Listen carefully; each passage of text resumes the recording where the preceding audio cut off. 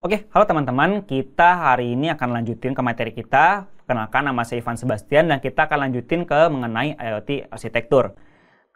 Nah, di sini teman-teman kita akan ngebahas mengenai IoT arsitektur. Ya, kita akan ngebahas mengenai kenapa sih kita butuh arsitekturnya. Kalau kita ngomongin suatu desain, otomatis kan kita butuh namanya arsitektur terlebih dahulu. Ya kayak contoh kita misalkan mau bangun suatu gedung, itu kan kita butuh gambaran arsiteknya gitu ya. Nah di sini juga sama, kita mau bikin suatu produk ya, namanya ya adalah produk IoT, otomatis kita butuh arsitekturnya juga. Jadi IoT arsitektur ini tujuannya didesain itu untuk menghandle namanya kompleksitas. Karena kita kalau ngomongin terkait device itu kan mereka mau konekin ke dalam internet gitu ya. Otomatis kita harus tahu nih flow-nya, kemudian cara mereka melakukan komunikasi seperti apa, device yang dibutuhkan seperti apa, itu harus kita tentukan terlebih dahulu. Makanya kita harus buat arsitektur terlebih dahulu. Nah, di dalam IoT arsitektur, kita tuh ada 4 stage. Ya, sebutannya 4 tahapan gitu ya. Ada namanya application layer, ada data processing, network, dan juga sensing. Nah, cuman kalau dari gambar di sini, cara bacanya itu adalah kita baca dari paling bawah. Jadi, layer paling atas itu adalah layer tertinggi, ya kan? Sesuai dengan hierarkinya gitu ya. Berarti kita baca dari layer paling bawah dulu, yaitu adalah sensing layer. Nah, di dalam sensing layer, ini merupakan tahapan pertama, teman-teman. Tahapan pertama, kita collecting data terlebih dahulu. Ya, collecting data, kemudian di tahapan ini juga kita nentukan nih sensor-sensor yang dibutuhkan itu seperti apa. Nah, setelah dapetin sensor-sensornya, kita tahu data-data yang dibutuhkan, otomatis selanjutnya adalah kita akan konekkan ke dalam internet. Ya, connect ke network kita.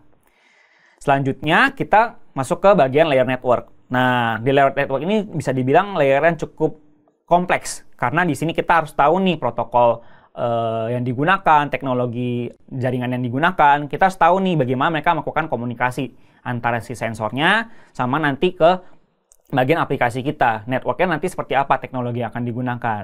Nah, untuk saat ini kita sudah mengetahui bahwa kita sudah di era 5G. Artinya kita coba menggunakan beberapa sensing atau sensor-sensor yang memang sudah bisa mensupport 5G gitu. Nah, setelah itu kita masuk ke data processing layer. Nah, tahapan data processing layer adalah tahapan kita melakukan collecting, analyzing, sama interpret. Ya, kita jadikan udah dapetin nih data-data dari si sensor tadi. Misalkan kita ada sensor suhu, kita sudah dapat nih, kita udah collect nih datanya, ya kan suhunya berapa gitu. Setelah kita kan sudah connect ke jaringan kita, otomatis kita udah dapatin semua data-data kita, harus kita proses nih teman-teman. Kita proses, kita analisa dengan tujuan untuk mendapatkan result atau knowledge. Nah, di data processing layer ini adalah tahapan kita melakukan proses tersebut. Kita gali lebih dalam lagi, kita analyze data-datanya untuk dapatin si knowledge tersebut gitu. Nah, tahapan terakhir baru kita masuk ke dalam application layer. Nah, di application layer adalah bisa dikatakan arsitektur paling tingginya, hierarki paling tingginya, layer paling atas.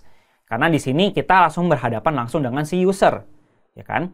Nah, tahapan ini kita lebih memfokuskan ke dalam aplikasi kita. Misalkan tampilan aplikasinya seperti apa gitu kan. Kemudian fungsionalitasnya apakah sudah sesuai dengan yang user inginkan, apakah mudah digunakan oleh user apa tidak. Nah, di sini biasanya kita akan melakukan kombinasi. Jadi kita sudah di tahapan awal tadi, kita sudah tahu layer-layernya, udah kita siapin semua. Di aplikasinya kita itu nanti, kita sudah ada namanya suatu aplikasinya kita yang bentuknya bisa dikatakan sebagai dashboard gitu. Nah, dashboard di sini itu bisa mobile apps, ya kan, bisa juga web portals atau beberapa interface lainnya.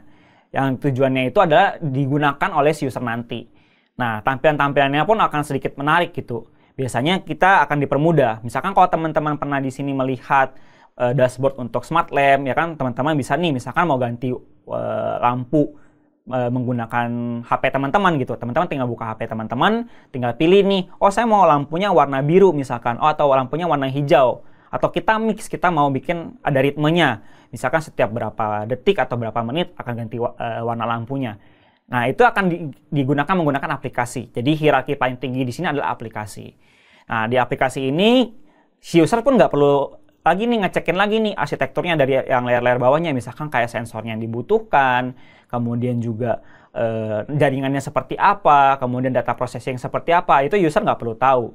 User hanya tahu, oh aplikasi sudah jadi, aplikasi tinggal digunakan. Secara fungsi-fungsi dan interface-nya yang memudahkan si aplikasi itu untuk digunakan.